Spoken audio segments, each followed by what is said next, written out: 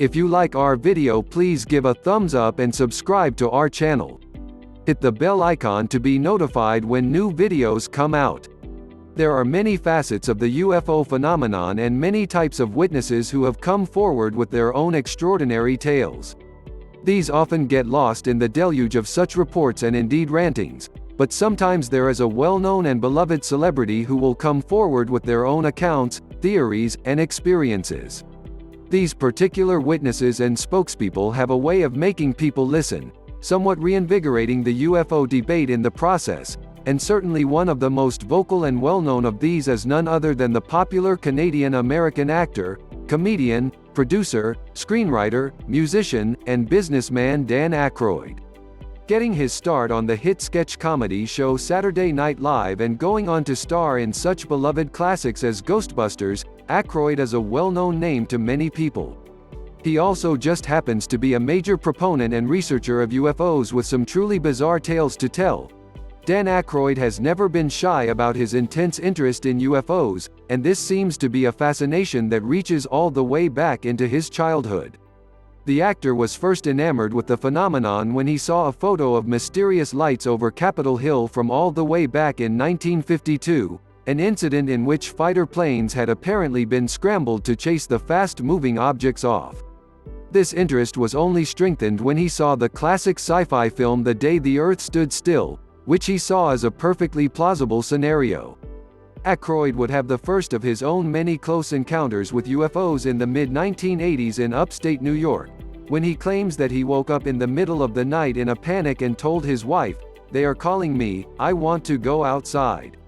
He claimed that he had had the irresistible compulsion to go outside, which he credits to voices in his head compelling him to do so. When he did go outside as instructed by the voices in his head, he reported that he had seen a pink spiral over the Great Lakes area, and it would turn out that others had had the same urge to go outside at the same time and had seen the same thing. Aykroyd would go on to become a fairly hardcore proponent of UFOs, and he would eventually make a documentary on his interests, called Dan Aykroyd Unplugged on UFOs, in 2005, and he even served for several years as the official Hollywood representative of the Mutual UFO Network, MUFON, and he has accrued a vast knowledge of UFO research and lore over the years that would put most ufologists to shame. In April of 2010, Aykroyd appeared on the well-known TV show Larry King Live, where the topic was UFOs, and Aykroyd appeared as a pro-UFO representative in the debate, among a panel of scientists who had been brought together to discuss the physicist Stephen Hawking's assertion that any aliens coming from the stars would be certainly malevolent. Aykroyd shared some famous cases of UFO abductions, such as those of Travis Walton and Betty and Barney Hill, and on the show, he stated, "They are here, science should accept that they are here, and look how they have come from 1 billion years in the future or the next dimension or wherever they are coming from. They have abducted people." Aykroyd has appeared on other shows about his UFO beliefs, such as a 2015 episode of The HuffPost show with host Mark Lamont Hill, where the topic turned to the strange and he talked candidly about the U.S. Air Force's UFO alleged cover-up and some details about his own personal UFO sightings. When asked if he truly believed in UFOs, Aykroyd answered, "I do, absolutely, and I'm not alone. I have seen 4. And I can't say that they are alien craft, and neither can the Air Force. The Air Force has been very interested in this. They don't deny the existence of these hyperdynamic, super aerodynamic craft. They don't deny. Their anguish comes in that they can't tell you. They want to tell you anything but that they are extraterrestrial. Any excuse at all, even if they are unknown or unsolved. The Air Force cannot just come out and admit that there are extraterrestrial beings far in advance of our culture that has built these machines. They are very interested in what is going on, but like us, they don't know. I believe that there are probably many species coming and going and that the Air Force is very interested, but they can't come out and say. Because then you're going to go, well, wait a minute, the parish priest, the cop on the street, the president, you don't get the power. They've got the power. You'd have a complete breakdown of society.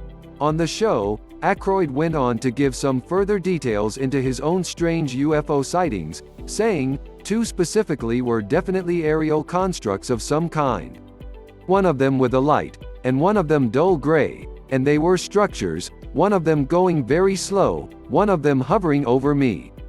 Then there were the two that my wife and friends and I saw. A high-altitude sighting many years ago in Martha's Vineyard. Two flying side by side. They were at about 100,000 feet up, and they were going fast." Aykroyd has also gone on and on about UFOs on his Facebook page, often referencing research and books and talking about his conspiratorial ideas about government cover-ups.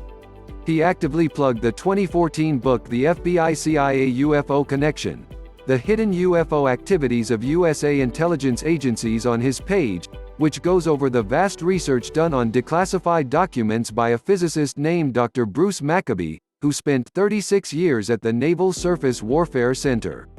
Aykroyd would say in a Facebook post of the book thus, "Ex-Naval Surface Warfare employee and physicist Dr. Bruce Maccabee has assembled the most extensively and meticulously researched body of documentary evidence ever compiled on the U.S. government's genuine interest in the UFO phenomena.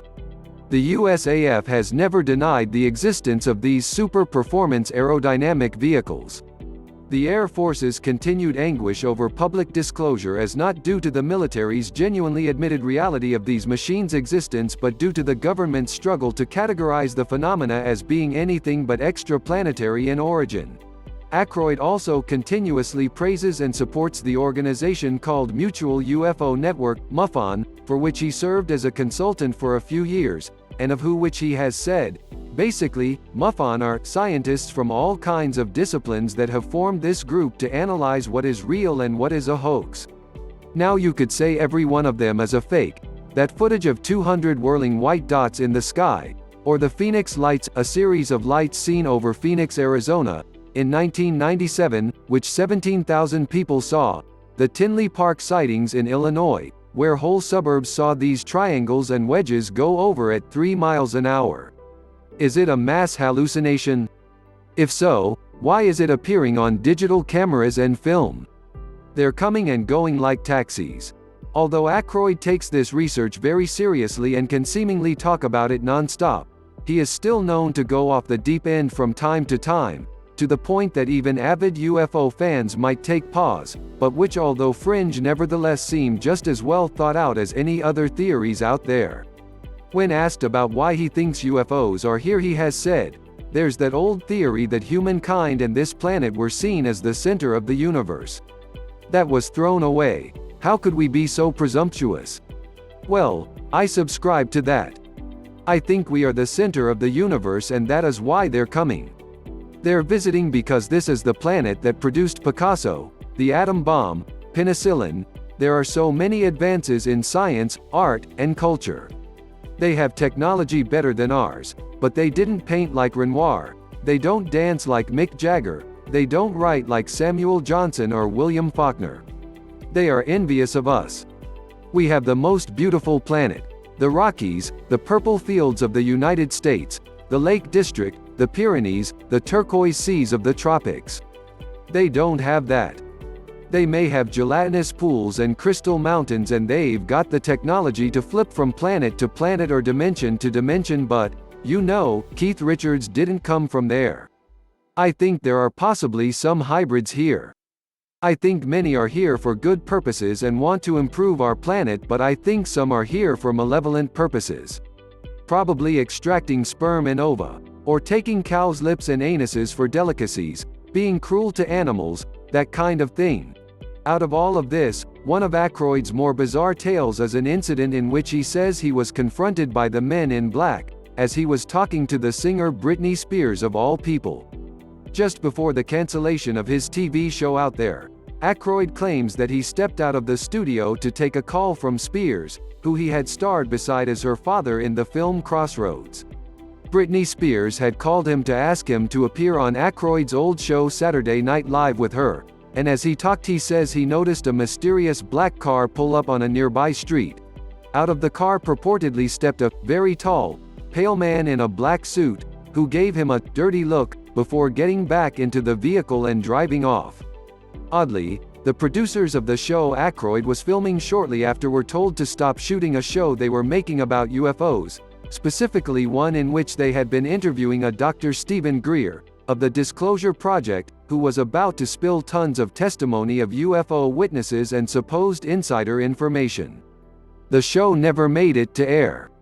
It is an odd account to be sure, and one wonders just what in the world was going on here.